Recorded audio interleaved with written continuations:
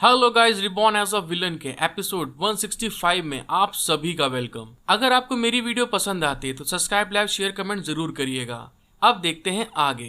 Episode की starting में हमको दिखाया जाता है बाई जॉकिंग चैन वुजिन की ये बात सुनने के बाद में कि उसने अपना कोर फॉर्म कर लिया, शॉक्ड हो जाती है क्योंकि उसने भी उसको नहीं बताया होता है। और तभी वो कहती है बिल्कुल मैंने कर लिया ऐसा, और साथ में ही वो अपने ड्रैगन को दिखाते हुए कहती है टड़ंग देखो ये भी एक नया है। फिर अपनी छाती को 2 इंच और फुलाने के साथ में बड़े एटीट्यूड में कहती है मेरे पास ग्रेट टैलेंट है और मैंने एक कोर भी बना लिया है, और यहाँ तक कि लिंगर भी एक ड्रैगन में इवॉल्व हो गई है। चैन वुजिन उसकी इस तरह की मियाँ मिट्ठू वाली बात सुनने के बाद में थोड़ा बोर हो जाता है और तभी उससे कहता है तो इस चीज में इतना गर्व करने वाली क्या बात है, आपके बैलून का साइज तो अभी बिल्कुल वही है, वो तो बड़ा नहीं हुआ है। और तभी ये कहने के साथ में एकदम से शॉक्ड हो जाता है और कहता है क्या, और ये कहने के साथ में वो पीछे पलट के देख रहा होता है और बाई जॉकिंग से कहता है जिसके बारे में बोलते हैं लिंगर एक ह्यूमन फॉर्म लेने जा रही है, जब वो ह्यूमन फॉर्म में चेंज हो जाएगी तो क्या तब भी वो अपने आप को बदल लेगी। और दोस्तों जिस किसी को लिंगर का पिछला ह्यूमन फॉर्म नहीं देखा है वो पीछे के एपिसोड्स देख सकता है, बहुत हॉट एंड सेक्सी एपिसोड बना था वो वाला।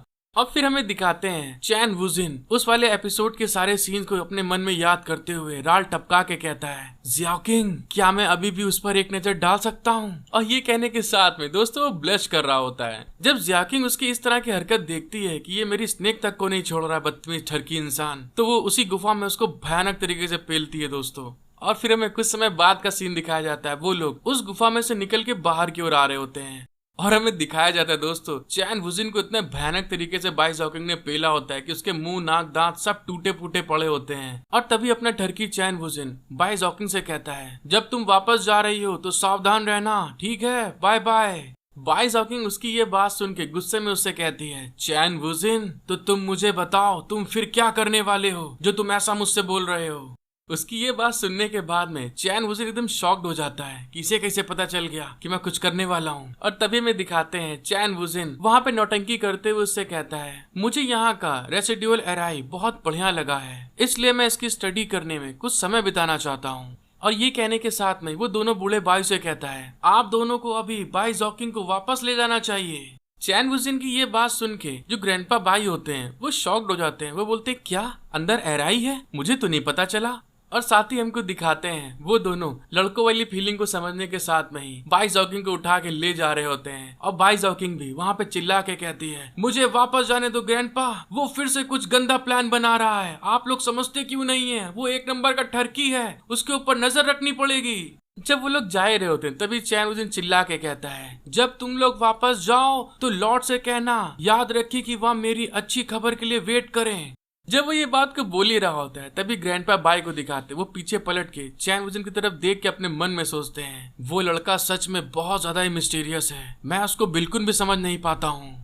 और इसी के साथ दोस्तों हमारा सीन शिफ्ट हो जाता है और हमें दिखाया जाता है इन लोग के जाने के बाद में चैन वुजिन वहीं उस पुल में वापस आ जाता है और वहीं पे किनारे बैठे हुए कहता है मैंने हर उस व्यक्ति से छुटकारा पा लिया है जिसका इससे कोई लेना देना नहीं है।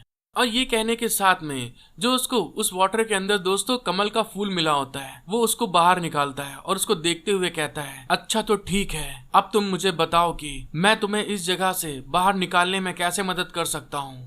चैन वुजिन की ये बात सुन के जो लिटिल वुड फेरी होती बहुत ज्यादा खुश हो जाती है और वहीं से जंप लगा के चैन वुजिन से कहती है ये तो बहुत सिंपल है।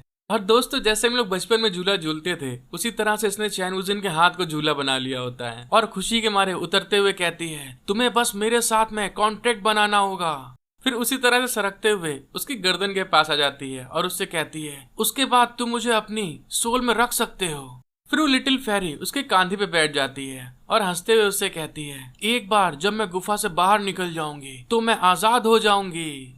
और ये कहने के साथ में ही वो उस कमल के फूल की तरफ इशारा करके उससे कहती है और जहाँ तक मेरे इस पुराने वाले रूप की बात है जिसका मैं अब यूज नहीं कर पाऊंगी, ये आपके लिए मेरी तरफ से एक गिफ्ट होगा। चैन वुजिन लिटिल फेरी की ये बात सुनने के बाद मुझसे कहता है अच्छा तो ये सब एक ऑर्डर में लगता है। चैन वुजिन जब इस चीज के बारे में सोच ही रहा होता है तभी लिटिल फेरी बहुत ज्यादा खुश हो जाती है, वहीं पे ब्लश करने लगती है और हंसते हुए चैन वुजिन से बोलती है मैं हमेशा याद रखूंगी कि आपने मेरे लिए क्या किया है।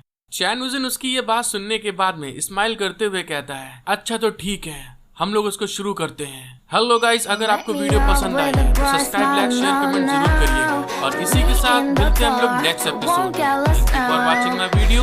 Love you.